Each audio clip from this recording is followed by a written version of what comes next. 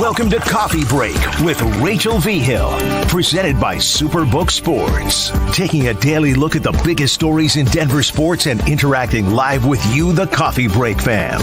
So sit back, relax, grab a cup of joe, and enjoy your coffee break. Here's your host, Rachel Vigil.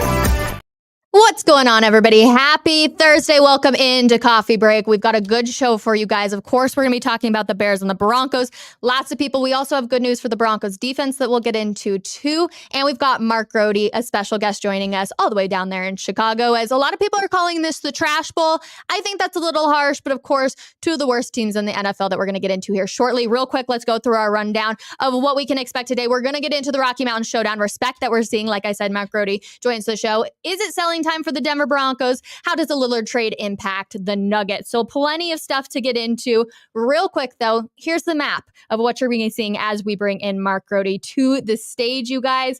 If you're seeing all the yellow, that's who's going to be watching the Broncos-Bears game. So quite a large part of the United States as we do welcome in Mark. Hello, how are you? I'm doing great, Rachel. Would you call it the Trash Bowl? I keep seeing that name all over. People are like, oh, it's the Trash Bowl for the NFL this weekend. Ouch. Yeah. It's funny because obviously everybody around here saw what happened to Denver, but Bears fans are so angry and so disgusted with what they've seen, and justifiably through 3 games, that there are few people around here picking the Bears to beat the team that gave up 700 plus yards against Miami last week. Now, listen, I get the disrespect towards the Broncos. I have Miami being a contender this year. They are solid. Their offense is rocking. They just seem to really be clicking on every single aspect. But yes, the Broncos still gave up 70, lost by 50. So the defense is obviously going to be a big part of it. Justin Simmons was back at practice, Mark. I don't know if you saw that for the Broncos. So that's obviously a huge improvement already, just getting him back. How does Justin Fields line up this offense and be able to destroy the Broncos if the Bears are able to do so? Yeah, I mean, I don't have 100% faith that the Bears will be able to do so. I mean, the Bears have their own brand of problems that are going on right now. And one of the biggest issues has been the quarterback play and Justin Fields' inability to make big downfield passes this year. And I don't know if the word inability is correct, because we saw huge abilities from him last year running the football, but that part of his game has been taken away to some degree, taken away by opposing defenses, and kind of taken away by the coaching staff and Justin Fields, because this is what they wanted. This is kind of like, be careful what you wish for with the Bears, because everybody wanted to see him throw the football, including me. But it's like that sort of classic in the pocket quarterback, for whatever reason, is just not working out for Justin Fields. And then, Rachel, the biggest thing is, and I saw this watching just about every single training camp practice this year, Justin Fields lacked downfield accuracy, and it's rearing its head so far in these first 3 games. And they don't execute on third down. So there's, despite what happened to Denver last week, the Bears need to come up with some sort of game plan that can move the football down the field. I was going to say, the thing for the Broncos is Russell Wilson's actually looking a lot better than he has, obviously, last year. He was in the media, it felt like, every single weekend being like, what happened to Russ? What happened to Russ? Russ is getting it back, and now there's other areas. What grade do you give the Bears defense to go up against a quarterback like Russell Wilson, who's looking better? Yeah, I mean, D, if you're really looking for that grade, D. That's what Bronco fans want to hear. Yeah, exactly. And I don't know. I mean, like, it's the first grade I've given out today, so maybe I would have said F, but I'm not warmed up yet. So I'm gonna go D for the Bears defense. But here's the thing, they have 1 sack this year, 1 sack, and they're not even getting pressure either. So they're not even giving the indication. So this could be one of those games where, and I know Russell Wilson does not look bad this year, this could be a game where he looks really good, unless the Bears come up with a way to dial up more pressure. And I think that's one of the things that they have to do because, they're in the 4-3 defense where, as they're depending on the front four to get the push and they're not bringing extra rushers. I think that that's something that the Bears might do in this game and that they have to do in this game because the Bears defense has been bad this year. And if you want to single out one area, it is the lack of pressure. It has affected the linebackers, Tremaine Edmonds and TJ Edwards, who were high priced free agents this year. They have not been able to make plays. God help the secondary because, they're having to cover forever on those guys out there. So it's really been a mess so far. And the Bears just have found no way to put pressure on the quarterback. Mark, what is it about this team? You guys have had top 10 picks for the past couple of years in the draft. So everybody's like, oh, the rebuilding's happening. Justin Fields was supposed to be kind of, come in and take a few years, but then be the savior of this team. Is it Justin Fields? Is it coaching? Is it the drama that you guys are having at your defensive coordinator position? What is it about this team that they can't produce? All those things are real, with Alan Williams, as you just mentioned, and the stuff with Justin Fields last week. That all exists. But the problem is, if you really look at each of these three games that the Bears have played, there has been nothing redeeming from any of these games. There's been nothing to hang on to. There's been nothing that you say, okay, well, at least that part is going in the right direction. So even though you have all these peripheral things going on, distractions, as players like to call them, and as the offensive coordinator of the Bears, just as he said, Justin Fields been having to deal with a lot of crap, although he didn't say the word crap. So that stuff is there, but really, it's just the play on the field that has been the biggest problem for the Bears in terms of the actual why this is going wrong. Offenses look bad, defenses look bad, special teams will look bad, and then the statistics within each of those categories has been, like I said, the one sack this year, the Bears have been horrendous on third down. I don't remember the last time they made a third down stop this year. So it's really, no matter all the things that are going on with the Bears, it's just that this team lacks talent. And part of I understand that the Bears, they I guess you could still call this a rebuild because, they lost 11 straight games to end last year. Unfortunately, the problem is, if the Bears were, let's just say they're 1-2 right now, and there was something redeeming about, the quarterback looks good or things look promising, then you look at it hopefully, but there's just nothing in these three games that says the arrow is up or even slightly up right now for the Bears. I don't want to be too harsh on Justin Fields because I obviously don't know what's going on there 100% in Chicago. But to hear a quarterback say that he's dealing with all of this crap, we'll just use that word to continue it, makes me just think, okay, well, Justin, this is your job. Regardless of it, you have to be able to figure out a way to work around the crap. Is there a sense of immaturity from Chicago fans, maybe the media of Justin Fields, or is it just a sense of that there is a lot of crap out there and unfortunately he has to deal with it? Yeah, I think, is Justin Fields immature? No, I don't think he is. The one thing about him is that there is a calm about him. Everybody says he's a good leader inside that locker room. I think he's a good guy. He is mature, all of that kind of stuff. But there's just been so much thrown at him, and his demeanor. He's not a gregarious personality. So when all of this stuff is thrown at him, he's kind of at one tone the whole time and never really breaks out of that. I just think he is a guy who, as a quarterback right now, just to oversimplify, he is a step slow. And that sounds ironic because he's one of the fastest quarterbacks in the league. But when I say that, I mean at processing defenses, and literally, he takes the most time in the NFL to get the ball out. I think he and Patrick Mahomes are right at the end of that, and obviously one of those quarterbacks can get away with it better than Justin Fields. So it's just so much mechanics and awareness and finding the open guy as opposed to any of his, that's the whole thing here, Rachel. Since Justin Fields has been here, the one thing that they always will be very specific with us about is, he's a great leader, first guy in the building, last guy out of the building. He's a good guy. I've interviewed him tons of times one-on-one because I did the sidelines, and so I'd get the first interview. Great dude, mature, all of that kind of stuff. It's just what we just don't know is anything discernible about him being at this point, even a good quarterback. And that's kind of where the bar is right now, as opposed to him maybe being a superstar.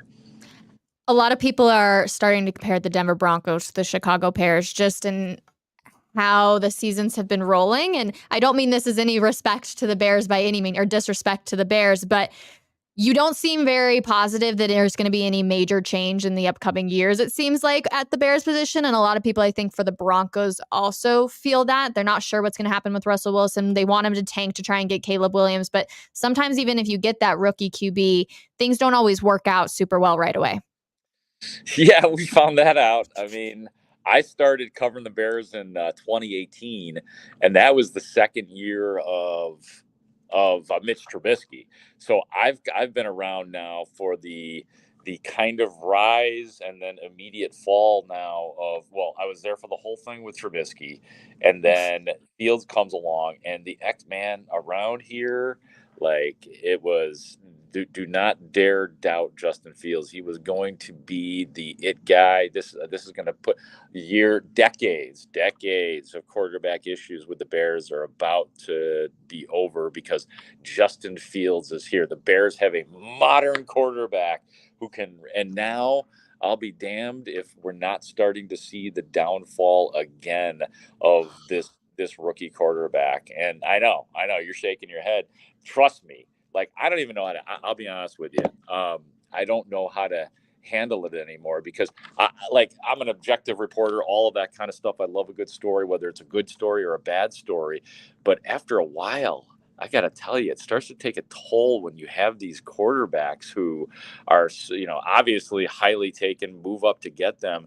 And then the downfall begins. It just gets like, I'm a human being too, Rachel. And it just gets sad. It gets very sad to see this happen. So, long-winded way of saying, yes, the Bears could be embarking on another situation if things don't get a lot better really fast. Next year, we're talking about, no matter who the quarterback is, we are talking about this regime drafting another quarterback and then having to start the process all over again. And it's tough in Chicago because, as you know, it has been since the franchise began, the quarterback has been an issue. So let's say you're a Broncos fan. Do you say, let's stick with Russell Wilson because he's clearly on the uprising again and you know that he can win? Or do you try and tank and you try and get a rookie QB not knowing what the future can hold? It blows me away that you guys are talking about tanking and Russell Wilson not being the answer. Just about it seemed like that was the perfect fit. And maybe because Peyton Manning set a precedent earlier for being the veteran guy that came there. Oh, this is going to work out just perfectly. So you're asking me that question, and that blows me away to think about that. You guys are 0-3, right? 0-3 Correct. under Sean Payton. I mean, I guess that would be the right idea, but man, I can't imagine the Sean Payton wanting to be part of a rebuild and losing. Now, getting potentially a generational quarterback, I guess Sean Payton would be on board for that. But even because, and obviously he did it with Drew Brees, but I don't know. I'm having trouble processing that at this point, like just because of all the expectations in Denver. But that's wild that's what you guys are talking about. Oh yeah, this fan base is done with the losing seasons and the historically bad games that we're being a part of. Last question for you, Mark, real quick. Tell me, you know this Bears team better than any of us. Would it be more embarrassing for the Broncos to lose to the Bears this week or their 70 burger that got dropped on them last week? Oh, that's a great question. So should Denver be more embarrassed or should the Bears be more embarrassed? Should Denver be more embarrassed? Right. About the 70 burger or the Bears. That's such a good question. Man, 70 is hard to overcome because that was so jarring. Like, I didn't watch any of that game, but I'm checking the scores, obviously, or I'm hearing it on the radio or whatever. And I'm like, 70, I got to check this out. I'm gonna probably say the Bears though, just because you can't be the team that loses to the team that gave up 700 yards and 70 points. But honestly, I was just talking to some colleagues. I'm out at the Bears practice facility right now, just talking to some there's none of my brethren or sisterin are picking the Bears to win this game against Denver. So there's an expectation, but I think I will. It's close. It's close. Don't get me wrong. And I'm not pandering to Denver fans. I think it's the Bears very close, but Denver for a long time. Hey, they're just lucky. Denver's just lucky that the record was not broken, which the Bears had. The Bears scored 72 points apparently in a championship game 50 years ago. So, as a Broncos fan and someone who covers this team, I'm actually still pissed that Miami just didn't go for the field goal. So we could at least be on a side of history, maybe the wrong side of history, but we could have been involved in it. I'm still angry about it. Hey, if you're gonna be bad, you may as well be the worst. You know what I mean? Let's not tinker. I mean, it's already devastating that your Broncos gave up 70. You may as well make history while you're at it. True. Mark, I appreciate you so much, my friend. Such a good conversation. Thank you. It was good stuff, Rachel. Thank you. Take care. All right, Mark Grote right there. Let's go into some Rocky Mountain Showdown stuff now, you guys. This goes on Instagram yesterday from a CSU Ram football player. There is Travis Henry and Henry Blackburn hanging out.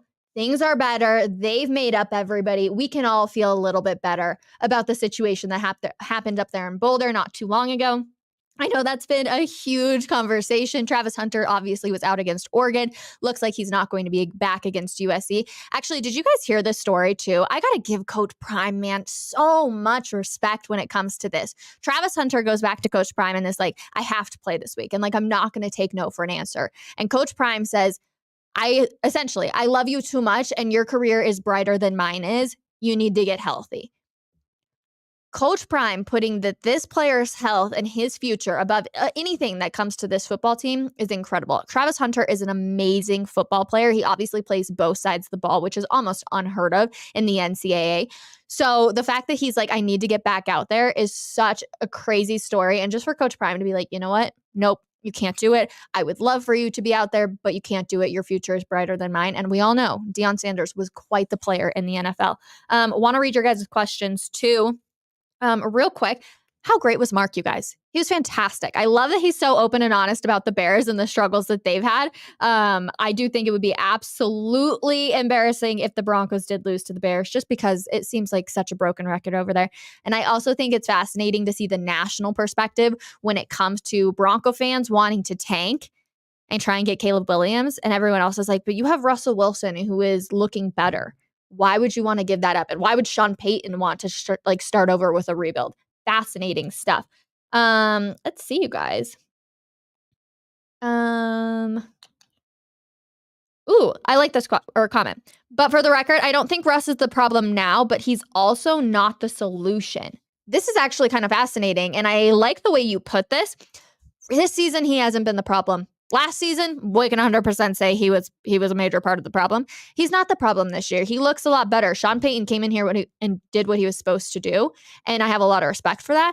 But is he going to be the future? Can the Broncos win a Super Bowl with Russell Wilson? I think that's a fascinating question. I'm also kind of on this point, you guys, when we look at the draft. They have so many missing pieces. The Denver Broncos have so many missing pieces. I'm sorry, the offensive line, even though they're paying them a whole bunch of money, it's not what it was supposed to be. It's not this like powerhouse that it was supposed to be. They're missing lots of defensive pieces too. So it's like, well, if Russ is on the uprise, why not use one of the early first round picks, hopefully, that you're going to get and try and add more depth to those positions, right? Maybe get a tackle, get somebody at edge, get, somebody on the D line to just come in and be able to help them. If you look at the draft class for next season, there is some early tackles in there that are in the top 10. You're seeing a lot of edge where the Broncos need it. What can we say? They haven't really looked that good, even though they've invested a lot of money in it. I am almost like, okay, well, if Russ can still throw the deep ball, Russ is looking a little bit better. If you can give him a little more protection, especially on the offensive line, then maybe we're starting to talk about Russ cooking a little bit more. Let me know in the comments if you agree or if you are just full tank. If I can't even convince you otherwise, are you just full tank when it comes to it? Russ can win with a good defense. True. One other thing I do want to add to the Buffs beat real quick, you guys. Shiloh Hunter or Shiloh Sanders, excuse me, was taken to the ER following the game against Oregon. Once they got off the plane, he was bleeding, and he apparently had hurt his kidney on a tackle. He had spoken to the media and said essentially it was just on a tackle. He had landed and somehow hurt his kidney. But I'm not sure his status for this upcoming weekend. But yeah, just a quick little update on the fact that he did hurt his kidney and did go to the ER. That is a very true story that I've seen out there a lot. And then the other good news coming out of the Broncos facility, we mentioned it a little bit with Mark on, Justin Simmons is back at practice. That is massive news for this Broncos defense, just on the leadership, standpoint too, of having somebody out there who can kind of control the defense and move around. Delarian Turner-Yell, man, you got to feel for that guy just a little bit. He gets kind of thrown into it and he's all of a sudden having to figure it out. I'm like, oh, my friend, I do feel for you just a little bit. I'm sorry. That was a tough one, having to go after somebody like Tyreek Hill and that Tua offense. I'm like, that's a tough position to be put in. Happy Justin Simmons is back out there. He was limited, but hopefully that means that he'll be go for Sunday against the Bears. Let's go back to some of your guys' comments. Denver can win a Super Bowl with Russ the same way Seattle did. Good running game, sound defense. Who do you remember from Super Bowl 48 other than Marshawn? Not a bunch of stud talents around Russ to throw to. Clint? That's a great point, actually. There was not. I actually, trying to go back and think, I can't remember a whole bunch. I'm trying to think of like other stud wide receivers that they had out there. They didn't. It was a good running game. Marshawn, obviously. Marshawn doing Marshawn things out there. Our producer, Matt, actually was hanging out in Seattle for Super Bowl 48, I'm pretty sure. So he probably remembers that a little bit better than a lot of us do. All right. Just want to read some more of your guys' comments. That's the best part of this show, is being able to sit and chat with you guys. Also, I see the comment about Cecil. Love him too. He is fantastic. Somebody said this is a must-lose game for the Denver Broncos. Fascinating. I don't think this is a must-lose. Think about it. If you beat the Jets and the Bears, you're sitting at 2-3. You're kind of close back. And then I know you have the Chiefs and you have the Bills and you have the Chiefs, and like things get a little bit harder from there on out, but you start to build some confidence in this team. Hey, maybe that can work. Here's the thing though about this is if you're going to do it, you have to win big to be able to give this team a lot of confidence. If they go out there and they win by 3 points, you're not giving this team any confidence. In fact, I think it's just going to hurt you a little bit more. So a win's a win regardless, but you got to be able to put up some big numbers against the Bears. Let's move on to these Lillard. We'll go back to the rundown real quick. Excuse me. How does the Lillard trade impact the Nuggets? If you did not already see this, you guys, Damian Lillard, he wanted to go to the Miami Heat so dang bad. And they said, nope, we don't want you. We don't like anything. Portland was like, we don't really like anything coming from the Heat. So no, it's not going to happen. Now Dame goes to hang out with Giannis. Are you kidding me? That's going to be an epic duo. Now, a lot of people are like, hey, is Giannis going to leave? From what I heard from Woj, is Giannis was really excited about the opportunity to play with a team like Dame. Dame obviously wants to play for a championship caliber team. That is the Milwaukee Bucks. So what kind of impact does that have on this team? Well, let's go. The Milwaukee Bucks are now the title favorites, which is bad for Nuggets fans. You can obviously see Denver comes in at second at plus 425. Lillard is finally out of the West, which you love to see as well. And then Portland gets the all-star Drew Holiday and former number 1 pick DeAndre Ayton. Now, how does this affect the Denver Nuggets? Ayton is gone from the Suns. See you later. Goodbye. Happy we don't have to play you. Suns and 4 guys probably like, what the heck? DeAndre Ayton, it seemed like, needed to leave the Suns, though. It just didn't seem to be working. But I think it's going to be kind of interesting, you guys, this Nuggets season. Things are starting to shift around. How will Dame work with the Bucks and Giannis? I'm really going to be interested with that for sure. What do you guys think? I haven't really talked about it. Nuggets weren't favorites to win the title last year either. True, they were not. It kind of works in their opinion. I saw a comment actually. It was like, Jokic probably has no idea that this entire big trade happens, and he's going to come back to the States as they get ready for media day next week and just be like, oh, okay, because that's how Jokic is. He doesn't really care at all. Somebody said Embiid's never getting out of the second round again. Be careful what you wish for. Suns just picked up a bunch of warm bodies, in my opinion. I agree. I think one that always just sticks out in my mind because he's being known as the Tripper is Grayson Allen. I can never get that out of my mind, you guys. I don't know about you. It just always makes me laugh that everybody calls him the Tripper. And I'm just like, okay, Grayson Allen, Woohoo! Congratulations. Yeah, I always find that to be actually really funny. Um, reading some more of your guys' comments. I love it. Love it, love it, love it, love it, love it. I think the big one is though that, yeah, will Dame and Giannis, will they work together well? Dame's a bit of a superstar, and I don't say that in the most positive light. Like, he kind of knows what he wants. I don't think Portland was a good spot for him because I think there was kind of a bit of drama going on up there. But it was definitely interesting. A lot of you guys don't think that this is going to affect the Nuggets at all. I think the big thing is just going to be the Suns. We're happy Dame's out of the West. He can obviously put down some points on them too. So always fascinating. Real quick though, everybody else too is hopping on this bandwagon of, because the Broncos are 0-3, that they need to start selling lots of players. And I get that, okay? Everybody's talking about trade PS2. You can get a first rounder and then some maybe. And I'm like, man, just the idea of getting rid of PS2 already so early on in the season. I mean, I guess you have to look at offers, right? You have to look at offers and see what somebody's going to be able to give you. And if you're going to be able to get a first round pick, maybe hopefully even if it's in an early first rounder, then that can work out to your advantage. If you're PS2, do you really want to be on this team? Garrett Bowles came out and said, essentially, I haven't done bleep since I've been here for the 7 years I've been here. Justin Simmons is the exact same way. They haven't been able to do anything. Justin Simmons has never even made a playoff game since he's been here. If you're PS2, are you really looking at the future of this football and thinking, I am one of the best players in the NFL and I may never get to see the playoffs?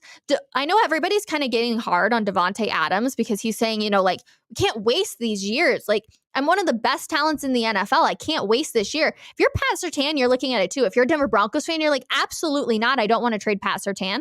But at the exact same time, if you're PS2, I'm like, get me the heck out of here. Go take me to a different team that hopefully we can actually win some games. Maybe I'm just the one missing piece they need in order to become a contender.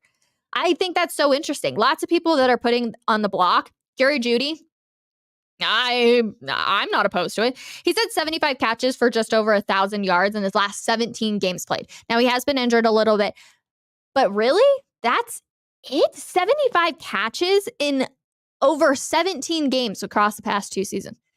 Really? Like, that's not super good for who's supposed to be your number one wide receiver. Interesting. Garrett Bowles, I think you could maybe get a 4th or a 5th rounder for him if you're lucky. Justin Simmons, I think if you're really lucky, you're going to get a 2nd round pick for Justin Simmons. You're not getting a 1st round pick. I know a lot of people have thrown that out there. I don't think that's happening, so I'm going with the 2nd. Courtland Sutton, I think that you're maybe getting a 4th or a 5th rounder. He's had 189 yards this season, 2 touchdowns, so not great, but also he's the only wide receiver besides Marvin Mims who seems to be doing anything, so I hate to just throw that out the window. Randy Gregory, I think you could get a 3rd or a 4th rounder. He's obviously hurt, so it'll kind of depend on what's happening there. And then Pat Surtain, you can get a 1st and then some. Which one of those names are you totally okay seeing leave the Denver Broncos? Those are all kind of some big names, right? It's one of those things where you got to give up something to hopefully rebuild and start it. But the main question is going to be, is Sean Payton looking at this Denver Broncos team as it's time to rebuild? They're 0-3. Is it time to rebuild? Broncos country, I'm not going to lie, everybody, we kind of panic a little bit. I'm in there with you. I think we press the panic button a little bit. But like I said, if they beat the Bears and the Jets, you're 2-3. Now, am I saying that they're going to make a run in the playoffs? No. If you maybe have one game where you're kind of shocking Taylor Swift and the Chiefs. Also, I saw she's going to the Jets game. Hyped about that, FYI. Maybe when there's like the streak ends against the Chiefs, maybe you're able to find a few ways to be able to win in that really hard stretch where you've also got the Bills and the Chiefs again twice in such a short amount of time. Maybe you're able to squeeze one out there. Like, I don't think the season is 100% over. And I know I've told you guys it's like 2 out of 97 teams or whatever that's gone 0-3 have gone to the playoffs. So the number's really low. But just maybe things can start adding up and you're starting to see a little bit more produce out there. Real quick, I want to know, let me know this in the comments too. Who are you guys taking? The Bills or the Dolphins, because I'm saying fins up, everybody, and I'm taking that one. That's going to be on at the exact same time that the Broncos-Bears game is going to be on, so I'm going to be really sad to actually miss it, because I'll obviously be watching what many are calling the Trash Bowl. Still a little harsh in my opinion, but I definitely want to know who you guys got to. Let me know in the comments. Appreciate you all. I'm actually headed out of town for the weekend. Don't worry, I will be back to do the post-game with Cecil on Sunday, and then I will be back to break down everything. Hopefully we're talking about a Broncos W, everybody, on Monday morning. I'll be back. Will Peterson and Cecil Lamy will be with you tomorrow. Make sure you tune in, share the love with them. Cecil's Fantasy 5, you can't miss it, and we'll see you guys on Monday. Have a wonderful weekend, everybody. We'll see you later.